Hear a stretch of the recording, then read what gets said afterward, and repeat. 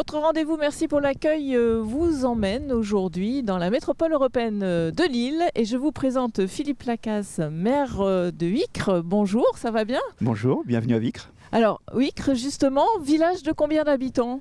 Alors, dernier recensement 539, on doit maintenant dépasser les 600 habitants. Donc un village rural, on peut dire. Rural, on est à 18 km de Lille, mais c'est vraiment la campagne. Oui. Et donc ça, c'est un atout quand même pour votre commune? Alors c'est un atout et c'est un atout qu'on veut conserver. On veut absolument garder cet aspect ruralité pour permettre aux gens de vivre correctement et de vivre à la campagne. Donc pas de commerce, ici on est vraiment dans le cœur du village? C'est l'inconvénient, effectivement, on n'a pas de commerce. Ça veut dire qu'aujourd'hui, il faut absolument avoir une voiture pour habiter Huicre, puisque les commerces les plus proches sont à 2 à 3 km. Oui, d'accord. Donc pas de commerce, mais c'est tout. Après, vous êtes à proximité de villages où il y a des commerces. Oui, on a Saint-Gin, on a Fournan-Web, on est à 10 km d'Anglo, donc on a la possibilité de faire ses courses, mais effectivement, il faut une voiture. Voilà. On a des déplacements en bus qui sont possibles, on a Elevia qui nous dessert 2 fois par heure, mais c'est compliqué pour faire les courses. Oui, donc c'est ça, la mobilité, quand on vient ici en campagne, effectivement, il faut cette voiture Tout pour à fait, bouger. Oui. Alors, vous faites partie de cette métropole européenne de Lille, et ça, c'est quand même pour votre village, c'est un atout. Alors, c'est un atout, puisqu'aujourd'hui, la métropole européenne de Lille participe à tout ce qu'on peut mettre en place au niveau de la commune. On voit derrière nous, par exemple, qu'on a le parvis qui a été fait il y a 4 ans au niveau de la commune. C'est la MEL qui nous a permis de le faire. L'entretien des routes, tout ce qui est trottoir, tout ça, c'est la MEL qui nous le finance. Il faut aller chercher, en fait. Il faut aller les chercher, il faut leur demander, il faut être participatif, il faut effectivement être présent pour pouvoir participer à tout ce qu'on peut mettre en place dans le village. Mais ils réagissent, en fait. Bien sûr, ils réagissent et ils sont là, tout à fait. Et donc, il y aura un projet aussi d'une piste cyclable que vous ne pourriez pas réaliser, en fait. Alors, une piste cyclable, effectivement, qui pourra permettre de relier Saint-Gin à Huicre, qui permettra aux Vicrois de pouvoir aller directement à la gare à vélo ou en moto ou en tricycle, et pouvoir aller, pour les habitants de Saint-Gin, à la piscine de Huicre, d'Erly en face. Et donc ça, c'est la métropole européenne. Ça, c'est la métropole européenne de Lille. Donc c'est un plus, effectivement.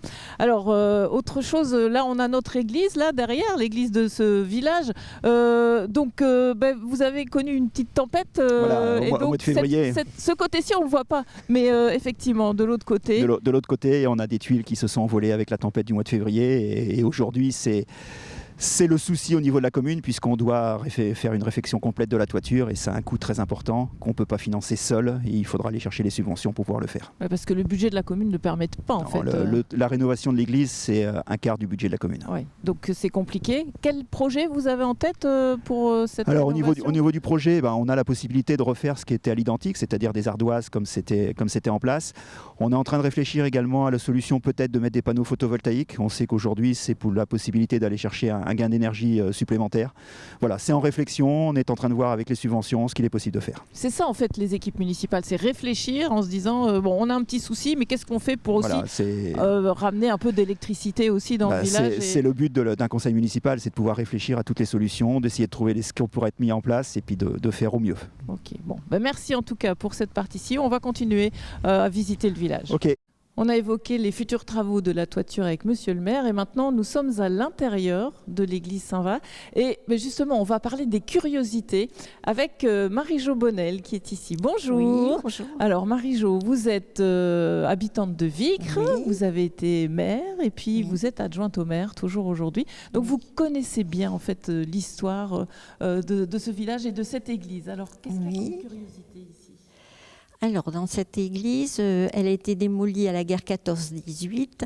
En fait, le chœur est resté intact. Et c'est comme ça qu'on a toujours ces 2 piliers anciens, que les autres ne sont pas d'origine. En fait. Voilà. Alors, vous avez aussi des fonds baptismaux très particuliers. Très particuliers, oui.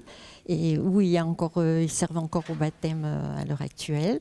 Et ce sont des fonds baptismaux qui, pendant la guerre, ont servi, d'après ma grand-mère, ont servi à donner à boire à des animaux dans une ferme. Mais après la guerre, ça a été redonné à l'église. En fait, c'était la famille Chambard qu'il a redonné à l'église. Donc en fait, on les a déplacés d'ici, Voilà. on les a mis ailleurs. Mais donc voilà.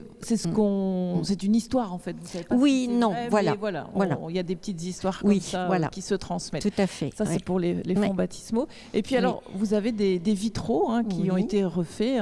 Et donc là aussi, on peut voir un peu l'histoire de Vicre, parce que ce sont les noms de certaines familles. En fait. Des familles de Vicre qui ont offert un vitrail comme ça. Ça se faisait en fait à l'époque. Oui, voilà. Mais comme ça avait été démoli, si vous voulez, ça a été refait. Et il y a quelques années, la commune les a entretenus. On a mis des grilles derrière pour dire de les préserver. Et puis ça a été refait. Voilà. Ça a été bien refait, en tout cas, ça donne une belle couleur à votre église. Et quand il y a du soleil, c'est très c'est pas le cas aujourd'hui, malheureusement. Voilà. Alors, juste cette église, elle est ouverte. Les gens qui viennent se promener dans le village peuvent rentrer. Voilà, elle est ouverte tous les jours par des paroissiens qui habitent tout près. Ils viennent l'ouvrir le matin, ferment le soir. Nous avons encore une messe une fois par mois. Des mariages, des enterrements. Et des baptêmes aussi. Et des baptêmes, oui. Non, elle sert bien. Donc, ça vit encore ici. Voilà, tout à fait. Et puis, des visiteurs peuvent effectivement pousser la porte. Oui. Ben, merci Marie-Jo pour vos explications. C'est très gentil. Puis bonne continuation dans ce mandat. Merci. Merci beaucoup. Bienvenue dans la classe de l'école Lalibode. Alors, on va vous expliquer les subtilités ici parce que vous voyez derrière moi, il y a plusieurs tableaux. Eh bien, ça s'explique parce qu'on est dans une classe unique et on va en discuter avec vous, monsieur le maire. Une école, ça tient à cœur à la mairie de conserver cette école. Tout à fait. C'est une des priorités de la commune, c'est de conserver notre école. Aujourd'hui, on a une classe unique pour la maternelle, une classe unique pour la primaire, et on a 50 élèves aujourd'hui à l'école. 50 élèves, donc c'est pas mal quand même. C'est pas mal, oui. Oui. Alors, la classe unique, ici, on est sur l'école élémentaire. Donc, il y a les différents niveaux ici. Il y a 29 enfants. Il y a 29 enfants, tout à fait. Aux classes. Et donc, une institutrice pour tout ça. Donc, c'est quand même pas simple. C'est pas simple, c'est une organisation qu'il faut mettre en place. Effectivement, comme vous l'avez dit tout à l'heure, il y a plusieurs tableaux, il y a plusieurs endroits dans la classe avec les cours, les CP, les CE1 d'un côté, les CE2, les CM2 de l'autre côté, et une organisation à mettre en place pour faire travailler tout le monde avec une seule personne. Mais ça fonctionne en fait, vous vous rendez compte que les gamins acquièrent de l'autonomie, c'est ça surtout Ils sont obligés d'avoir une autonomie parce qu'elle ne peut pas être partout en même temps. Et effectivement, de gérer 29 élèves, ça veut dire qu'ils s'aident entre eux et puis qu'ils sont autonomes sur leur travail. Et donc, en général, quand ils se retrouvent en collège, on sent une différence. Oui, c'est ça. Ils sont beaucoup plus mûrs et beaucoup plus autonomes quand ils arrivent au collège. Ok. Cette école dans le village, en fait, ça a toujours existé comme ça, en classe unique? Alors, elle existe depuis 1895. Il y avait même, pendant un certain nombre d'années, une seule classe qui allait des enfants de 2 ans aux enfants de 11 ans.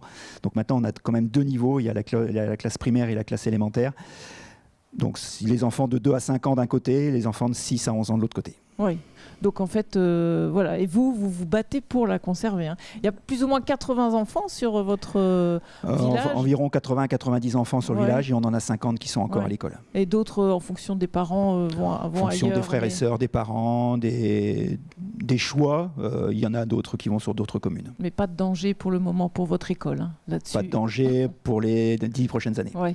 Donc c'est déjà ça quand même. Bon. C'est vraiment une obligation sur laquelle on s'oblige de travailler tout le temps pour que ça puisse fonctionner. Ouais. Et ça prend une grosse partie du budget de la commune, ça aussi, il faut le savoir. Aujourd'hui, l'école, c'est la moitié du budget de la commune. Grosso modo, c'est ce qui part pour pouvoir... les personnes qui occupent les fonctions à la garderie, à la cantine, la TSEM, voilà, c'est un budget important, mais c'est un choix volontaire de la commune. Ok, on l'entend bien. Bon, merci pour ces explications. Merci. C'est une curiosité du village de Vicre. C'est un cimetière allemand qu'on a ici juste à côté de la mairie. Puis il y en a un deuxième à un autre endroit. Et on va justement en parler avec vous, Philippe Lacaze. Donc 2 cimetières allemands sur votre commune. Oui, 2 cimetières allemands. Il faut savoir que la ligne de front était un peu plus à l'ouest de Vicre. Et Vicre a servi de base arrière aux Allemands. Ils se sont installés pendant la Première Guerre mondiale sur la commune. Et on a aujourd'hui ces 2 cimetières qui sont un dans le le village, à côté du cimetière de la commune, et puis un sur le long de la RN 41. Combien de soldats allemands pour celui-ci? Alors celui-ci, 2824, on a vu ça sur l'emplacement à l'entrée du cimetière, et on a un répertoire qui nous permet de connaître les emplacements de toutes les personnes qui sont enterrées ici. Oui, parce que justement, pas souvent, mais de temps en temps, vous avez des gens qui vous appellent pour savoir si telle personne est enterrée ici. Oui, alors donc on a reçu. vous pouvez faire un relais, c'est ça? On a reçu d'un notaire allemand une fois une recherche pour savoir si la personne qui recherchait était enterrée sur le cimetière de Vicre. Oui. Donc avec le répertoire, ça nous permet de connaître toutes les personnes enterrées, effectivement. Alors, c'est un cimetière qui est là, vous ne vous en occupez pas en fait, hein. C'est pas du tout en charge de la commune. Non, c'est pas du tout en charge de la commune, on a une société privée qui vient l'entretenir très régulièrement. Et pour vous, il est bien entretenu en fait, quand on voit aujourd'hui... Il est très très bien entretenu, c'est fait de façon très régulière et de façon très, très minutieuse. Mais pas beaucoup de gens qui viennent on a eu une école qui est venue il y a une vingtaine d'années, une école allemande qui est venue pour faire le tour du cimetière.